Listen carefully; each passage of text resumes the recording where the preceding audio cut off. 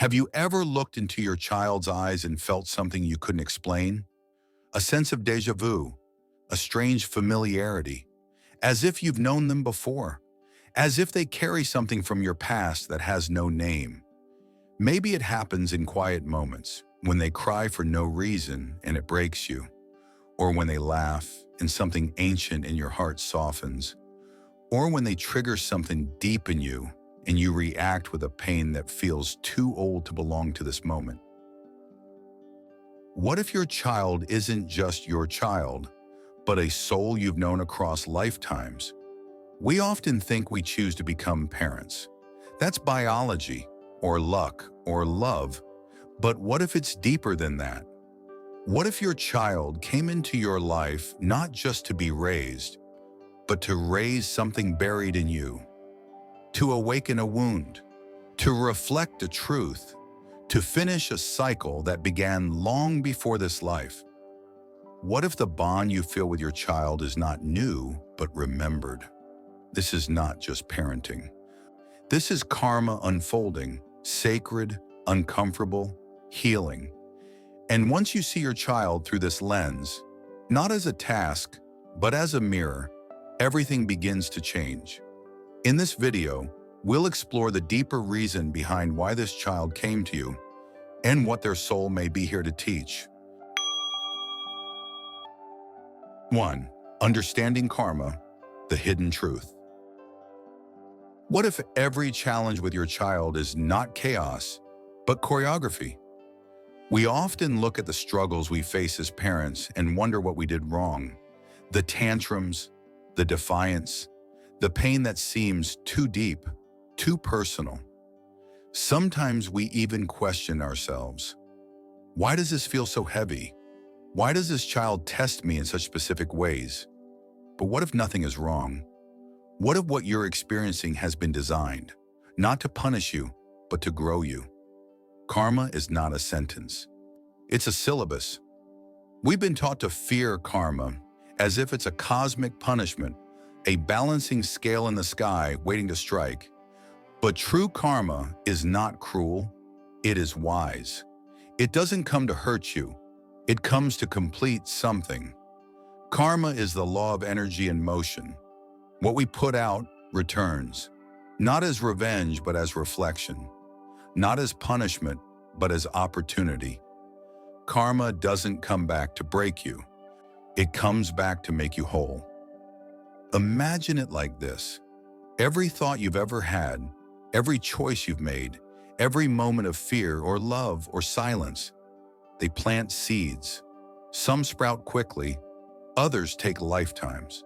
And sometime, those seeds bloom as children, not just as people we raise, but as living reflections of the energies we've once released into the world. Your child may be the echo of a promise you forgot you made, a reunion written before memory. Your child may be the answer to a question your soul asked in another life. There is a reason the bond between parent and child is so intense. Why it shakes us, cracks us open, brings us to our knees. Karma returns where the heart is softest, because only a soft heart can truly transform. And nowhere are we more soft, more vulnerable, than in the sacred role of parenting. Family is where karma whispers loudest. The ancient teachers understood this well. They taught that karma flows fastest through family because the intimacy strips away performance. Your child doesn't care who you pretend to be. They touch the places in you that no one else sees. And this is the hidden truth. Your child may have returned to you not for comfort, but for completion. Not for ease, but for evolution.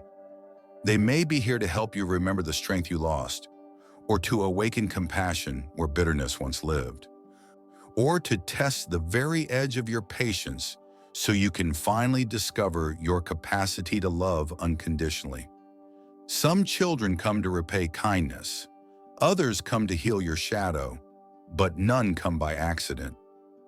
Karma is deeply intelligent. It knows what your soul still needs to learn, and it weaves souls together in just the right way, Sometimes through love, sometimes through friction, always through meaning.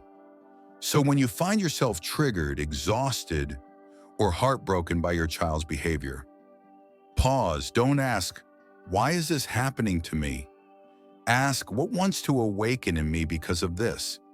That shift alone can open an entirely new path, not just for your parenting, but for your healing. Karma doesn't punish, it teaches, but only if we're willing to listen. Your child may be the soul who helps you rewrite your story. They may carry the seeds of your old mistakes and also the blossoms of your redemption. And in each moment that you choose presence over reaction, softness over control, listening over judgment, you change the karmic pattern. You interrupt the inheritance of pain. You create space for something new to grow. The karma you once created may be heavy, but the karma you're creating now can be holy. So when you feel overwhelmed or confused by the depth of your connection with your child, remember this: you are not just raising a human.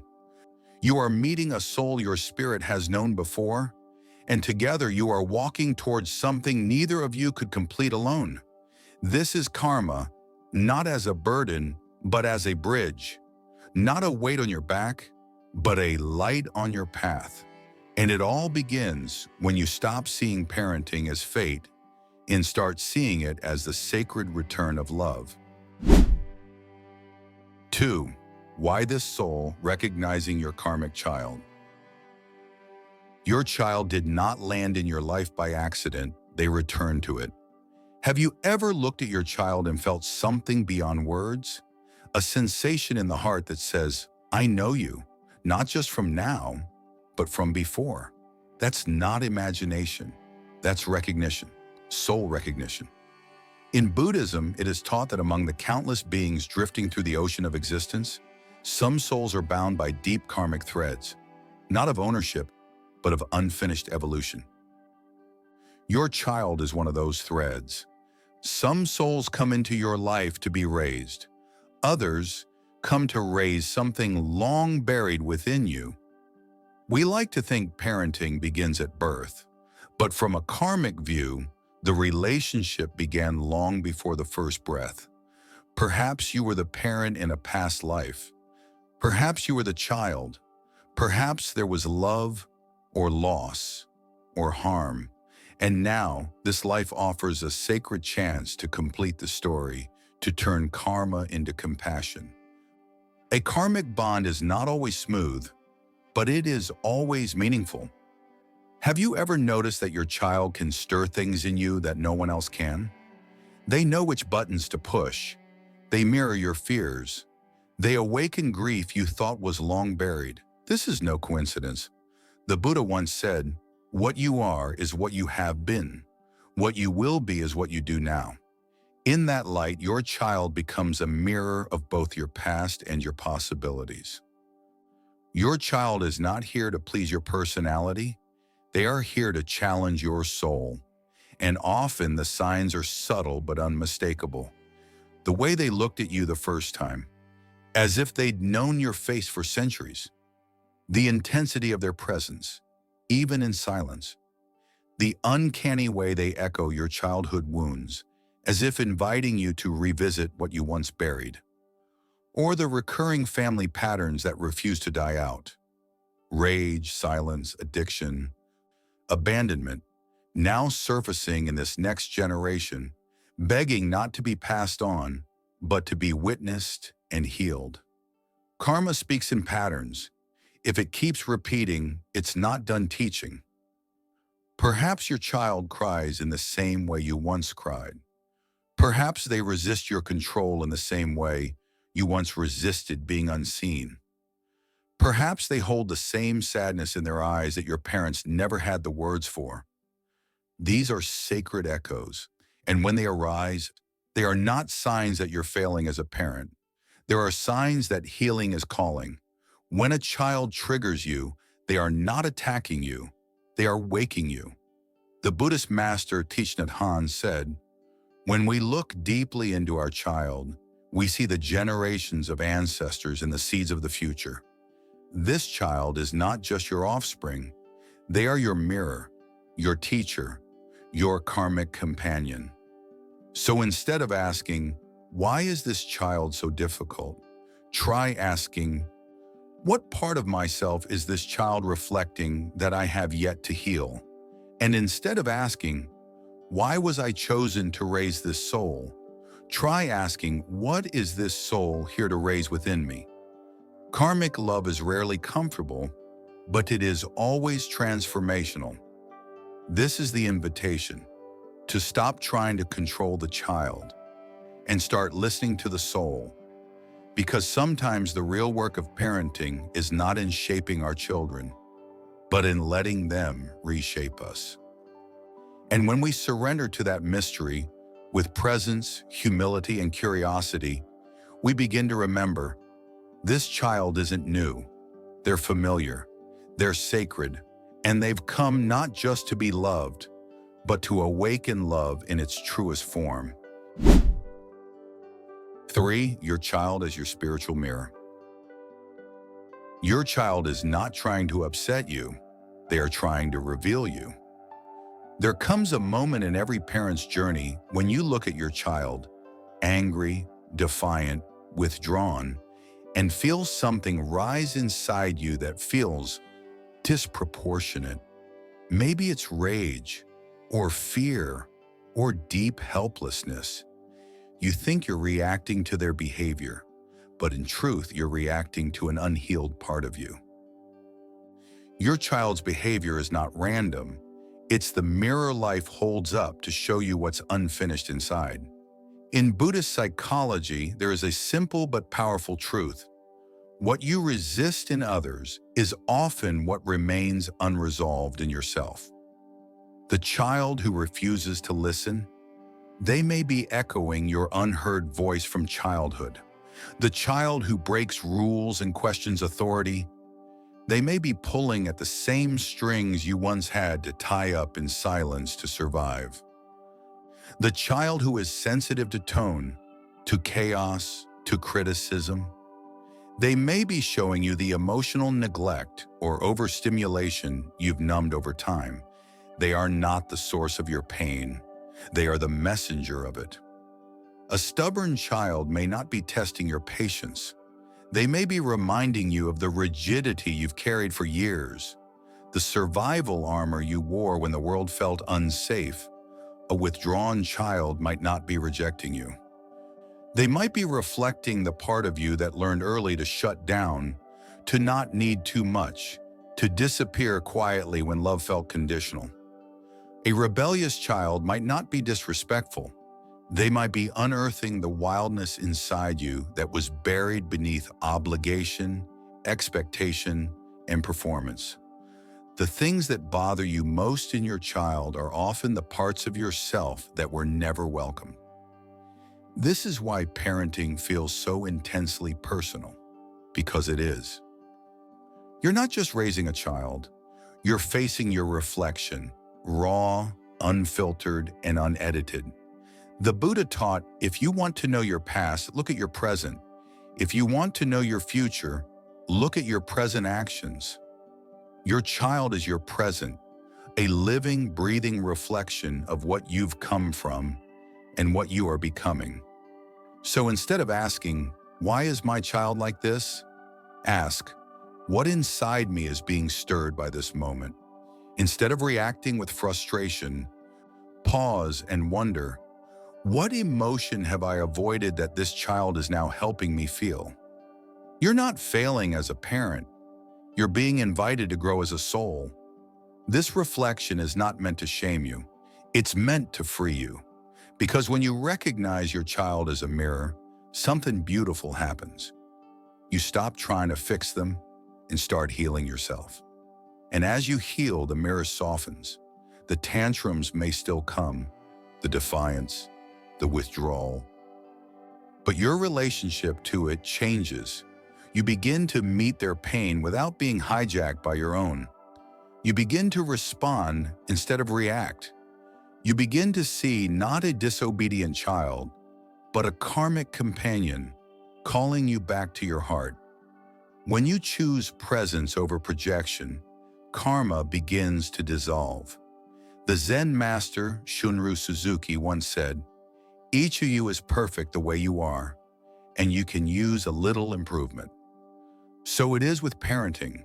You are not broken, but you are being asked to deepen. So next time your child triggers you, pause, breathe, and gently ask yourself, is this about them or is this about me? Then listen, not to the noise, but to the truth beneath it. Because beneath every hard moment is a doorway back to your soul, and your child unknowingly may be holding it open. 4. Healing karma through conscious parenting. Every difficult moment with your child is not a failure, it's an opening. There are days when parenting feels like a battlefield. Your child says something cruel. You snap. They shut down. You withdraw. You go to bed with regret wrapped around your chest, whispering, "I swore I'd never become this." But here's the truth no one told us growing up. You don't heal karma by being perfect. You heal karma by being present. In Buddhism, karma is not a punishment to endure. It is a pattern to be recognized. The pain you feel in those parenting moments doesn't come to shame you. It comes to wake you, to offer you a choice. React or respond, repeat or rewire. Your child's outburst is not asking for your power. It's asking for your presence. A little boy throws a toy, screams, "I hate you!" His mother, exhausted, feels the sting. She nearly shouts back until she remembers something from her past. A time she cried for attention and was met with silence. She kneels instead. She whispers, "Are you hurting inside?" And in that one moment, the karmic cycle cracks. Not because the pain is gone, but because someone finally saw it. Awareness is the light that karma cannot survive in. Another father grows impatient. His son refuses to do his homework again. Old words rise in his chest. Lazy, useless, just like I was told I was. But this time, he pauses. He breathes. He walks outside for 1 full minute, touches a tree, and returns. Calm. He doesn't scold. He asks, "Is something at school making you feel not good enough?" The boy cries, and through those tears, a hidden fear is released. That is not discipline. That is liberation. You don't need to fix your child. You just need to stop reliving your pain through them. The Buddha said, "To understand everything is to forgive everything." And conscious parenting begins not with knowing the answers, but with being willing to see the roots.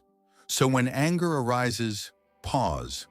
When fear speaks, listen deeper. When shame whispers, speak gently to yourself first. Because your child doesn't need a perfect parent. They need a parent who can feel deeply and stay.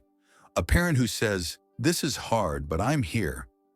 Karma begins with what you've done, but it ends with what you choose to do now. You can rewrite your family story, not by raising your voice, but by raising your awareness, not by controlling your child, but by healing your wounds so you no longer pass them down. You are not just disciplining a child. You are breaking ancestral cycles. You are becoming the parent your younger self once needed. And that, dear soul, is not small work. It is sacred work. In every breath you take before reacting, 1,000 years of pain begins to dissolve. Let this truth land softly in you. Your child's struggles are not punishments. They are portals into you, into healing, into grace. And every time you choose compassion over control, every time you choose to pause instead of punish, you plant a seed of peace, a seed of safety, a seed that your child may one day offer to their child. This is how karma ends, not with thunder, but with tenderness. And it starts with you. Here. Now. 5 special children, sacred paths. What if the child you struggle with most is the soul who chose you most deeply? Some children don't fit into the world easily. They cry more, they sleep less, they speak later, or sometimes not at all. They may carry diagnoses. They may carry sensitivity so deep that even loud noises feel like knives. And as a parent, you find yourself exhausted, alone, asking questions in the quiet of the night that no one can answer. Why is this so hard? Why did this happen to my child? Why me? When life hands you a child you weren't prepared for, it's not because you are weak, it's because your soul is ready. According to Buddhist teachings, suffering is not random, it is part of the path. And some souls in their profound courage choose difficult lives, not to be pitied, but to grow faster, to awaken deeper, to serve a purpose few others understand. Some say that the most evolved souls don't choose the easiest lifetimes. They choose the ones that demand the most presence, the most patience, the most love. They come not to escape karma, but to fulfill it with grace. They are not broken. They are not lesser. They are carriers of light in a world obsessed with performance. And you, dear soul, you are not just their caregiver. You are the guardian of a sacred soul who came into this life knowing you would walk with them. You are not raising a problem. You are walking beside a teacher dressed as a child. These children often come with eyes that feel ancient. They laugh in a way that opens your chest.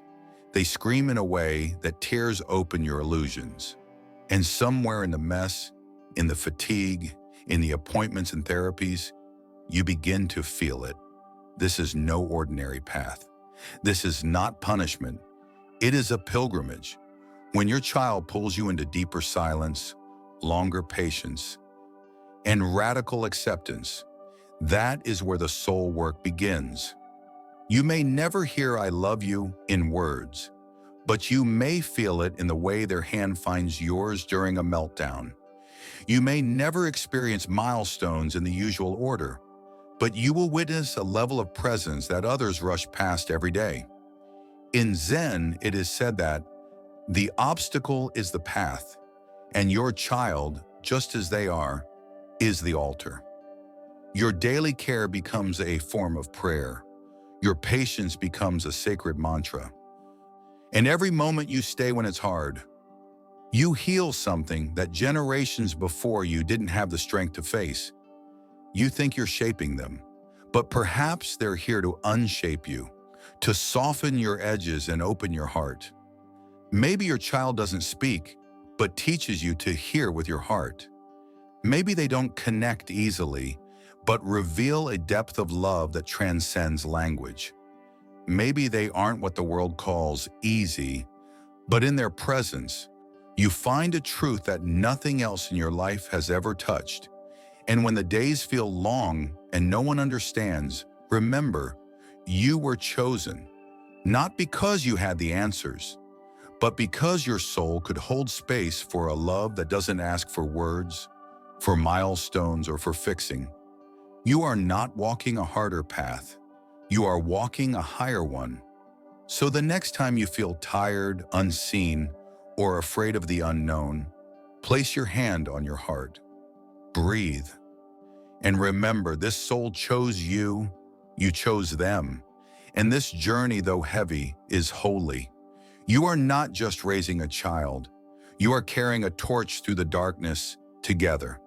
And in that light, something ancient and sacred is being healed. There comes a moment in every parent's journey when your hands must loosen, not because love is faded, but because it has fulfilled its deeper purpose. Your child didn't come to stay. They came to grow and to help you grow too. We spend years shaping, guiding, protecting, and then one day they pull away. They say no. They stretch into their becoming, and something in us aches, not just with loss, but with the quiet fear of no longer being needed. but from the karmic lens. This moment is not abandonment, it's evolution. It means the soul you once carried is now strong enough to carry itself, that the lessons exchanged, spoken or unspoken, have found their roots. Letting go is not the end of love. It is love without attachment. In Zen, it is said, when you let go of what you are, you become what you might be. The same is true in parenting. You are not losing your child. You are releasing them to their dharma, their own soul's path. And in doing so, you meet your reflection again. Not the parent you were, but the soul you've become because of them. So when the moment comes, when they walk into their own life, their pain, their own choices, bless them. Don't cling, don't close, breathe, because your presence has already been planted in them, and that presence will guide them long after your hands have let go. To raise a child with awareness is to love without holding. To let go is not a weakness. It is the final proof that you have loved deeply and well. If these words touch something tender inside you, if they echoed a truth you've always known but never had the language for, please like this video. Leave a comment below and tell us, what part of your parenting journey has taught you the most about yourself? And if you know someone who's walking this same sacred path, share this with them. Most of all, if you wish to continue this journey of spiritual reflection and conscious love, I invite you to subscribe. Here we hold space for healing, one breath, one moment, one story at a time. You are not alone. Your love matters, and your soul is already growing. Thank you for walking with us. Until next time, may your parenting be present, your heart be light, and your path be clear.